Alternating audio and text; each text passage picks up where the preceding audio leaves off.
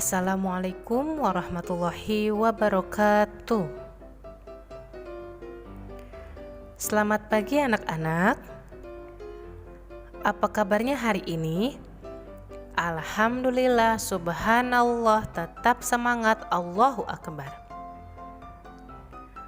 Hari ini kita lanjut lagi belajar tematik 2F. Masih pada subtema 2.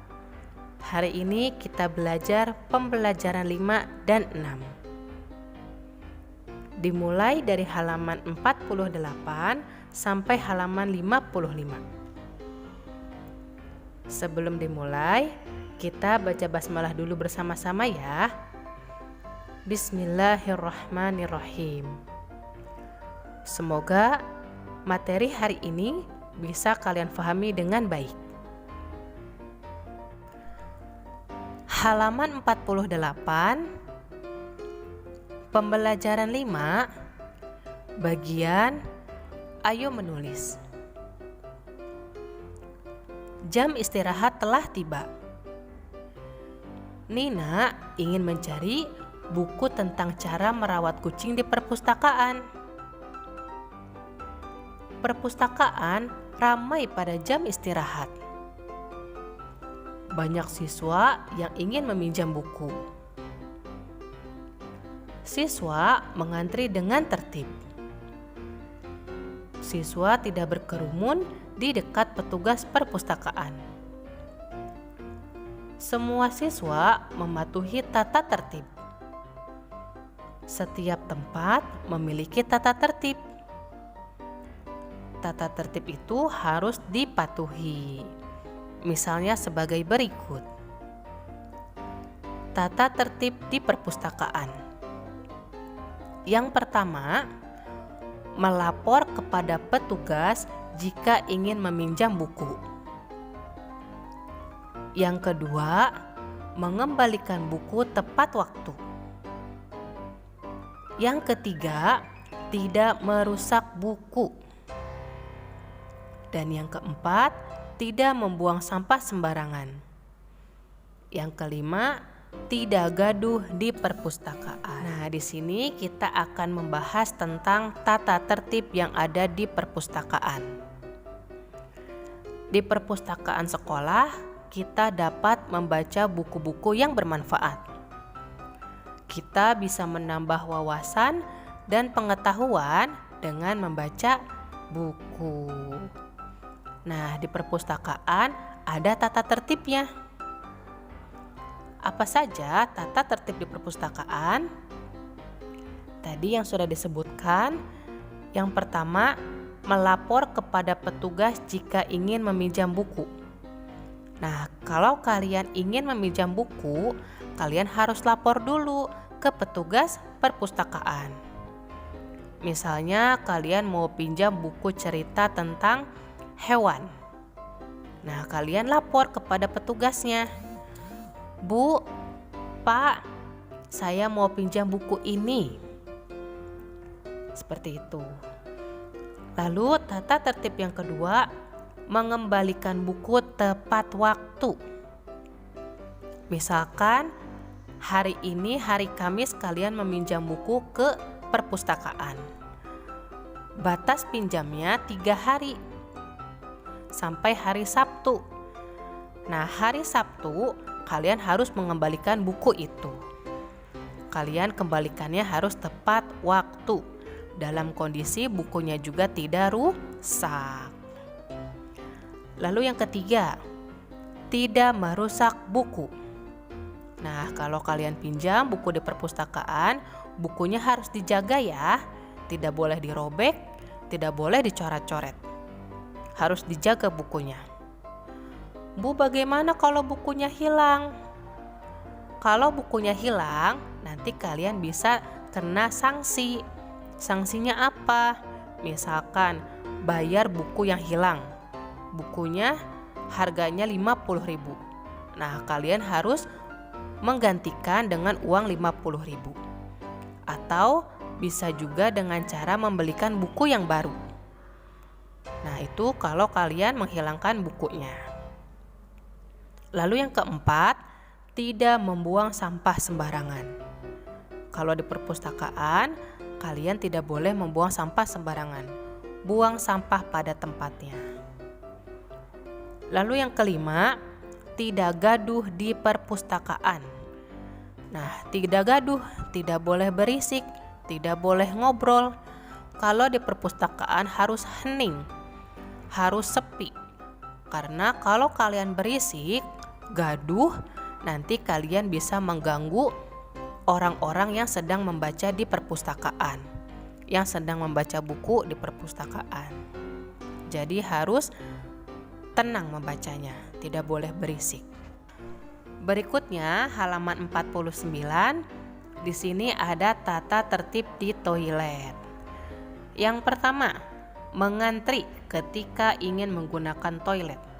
Kalian harus bersabar, harus bisa antri dengan yang lain ketika ingin menggunakan toilet. Lalu yang kedua, menyiram toilet setelah digunakan. Nah, kalau kalian sudah buang air besar atau buang air kecil, jangan lupa toiletnya disiram menggunakan air yang banyak sampai bersih. Lalu yang ketiga, membuang sampah di tempat sampah. Yang keempat, tidak mencoret-coret dinding toilet. Kalian tidak boleh ya ke toilet membawa pensil atau pulpen atau krayon lalu mencoret-coret tembok di toilet. Tidak boleh seperti itu.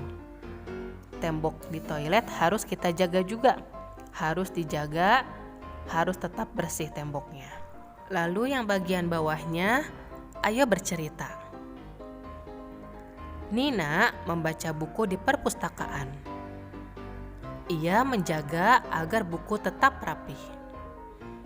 Ia tidak melipat dan tidak mencoret halaman buku.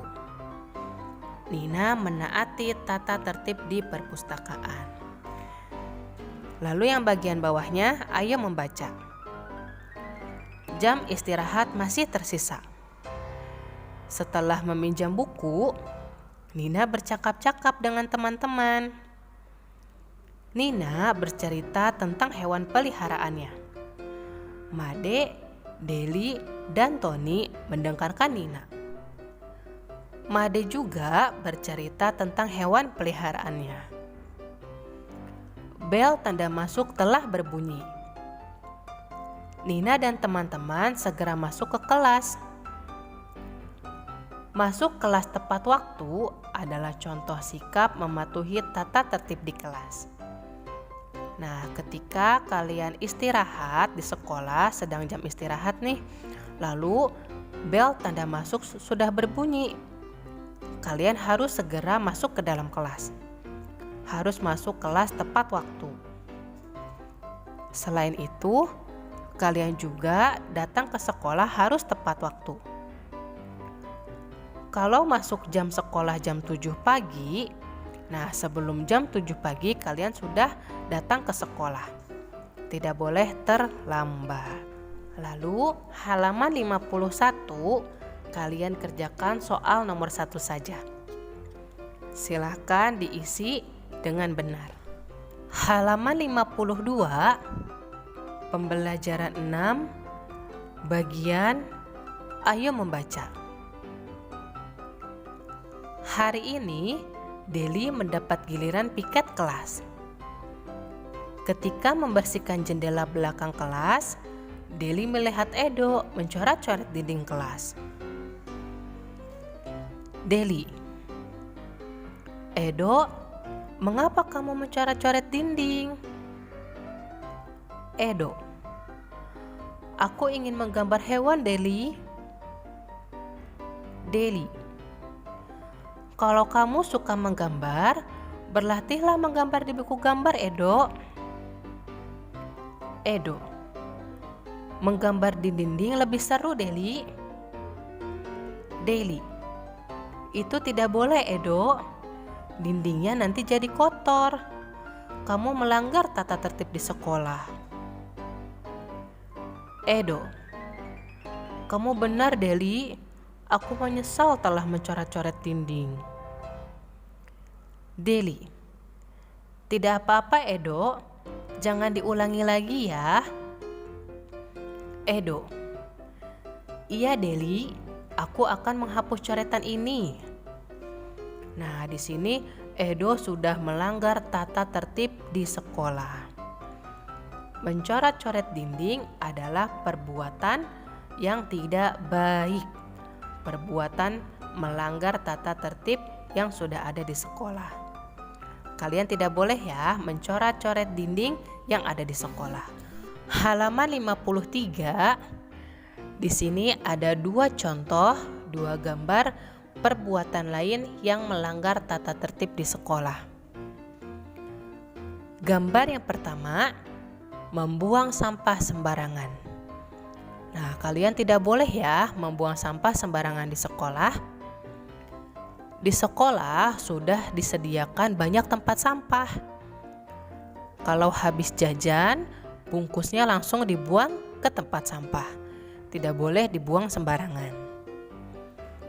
Lalu gambar yang kedua, mencabut bunga di taman.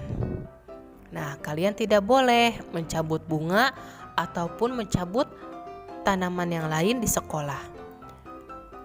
Bunga dan tanaman yang ada di sekolah harus kalian jaga, tidak boleh dicabut. Lalu yang bagian bawah, ayo mengamati. Ayo ingat kembali huruf besar digunakan pada apa saja? Huruf besar digunakan pada awal kalimat, nama hari, nama bulan, dan nama orang. Ketika kalian menulis di awal kalimat, huruf awalnya menggunakan huruf besar. Ketika kalian menulis nama hari, menulis nama bulan, dan menulis nama orang, kalian juga harus menggunakan huruf besar. Huruf besarnya di awal huruf saja, bukan semua kalimat menggunakan huruf besar, tapi hanya di awal saja. Halaman 54. Di sini ada teks tentang Deli yang memelihara kelincinya. Pada teks ini ada huruf-huruf penggunaan huruf besar yang kurang tepat.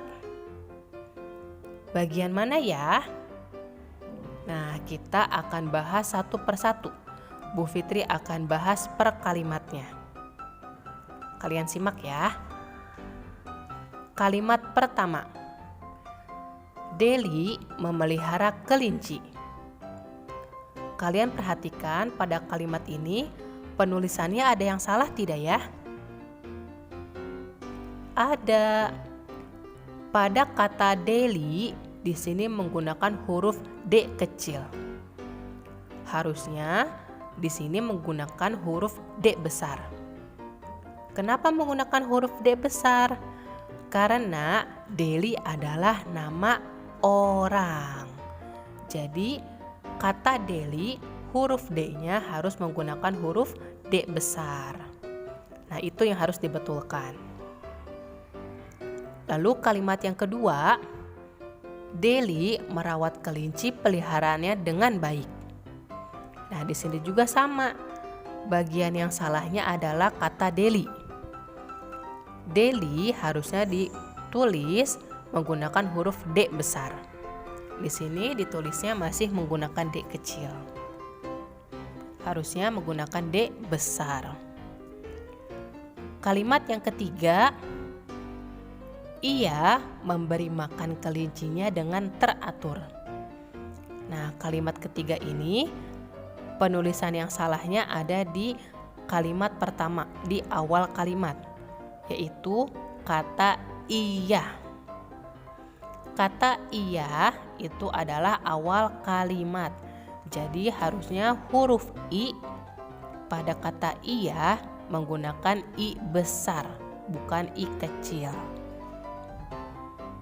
Lalu kalimat yang keempat, kelinci suka makan wortel. Nah, di sini yang salahnya ada di kata kelinci. Harusnya kata kelinci ini menggunakan huruf K besar, bukan K kecil, karena ada di awal kalimat. Kalimat yang kelima, Deli selalu menjaga kebersihan kandang kelincinya. Di sini kata Deli juga masih salah. Harusnya menggunakan huruf D besar. Kalimat yang terakhir, sore hari Deli bermain bersama kelincinya. Nah, kata sore harus ditulis menggunakan huruf S besar, bukan S kecil, karena ada di awal kalimat. Tidak usah ya disalin menggunakan huruf tegak bersambung lagi, tinggal kalian betulkan saja huruf depan-depannya, yang tadi sudah Bu Fitri sebutkan. Lalu yang bagian bawah, ayo mengamati. Deli ingin membeli makanan untuk kelincinya. Deli ikut ibu ke pasar. Ibu membelikan Deli 3 kg wortel. Ibu juga membeli 300 gram sayur kangkung. Perhatikan timbangan yang digunakan. Nah, di sini Ibu Deli membelikan Deli wortel sebanyak 3 kg.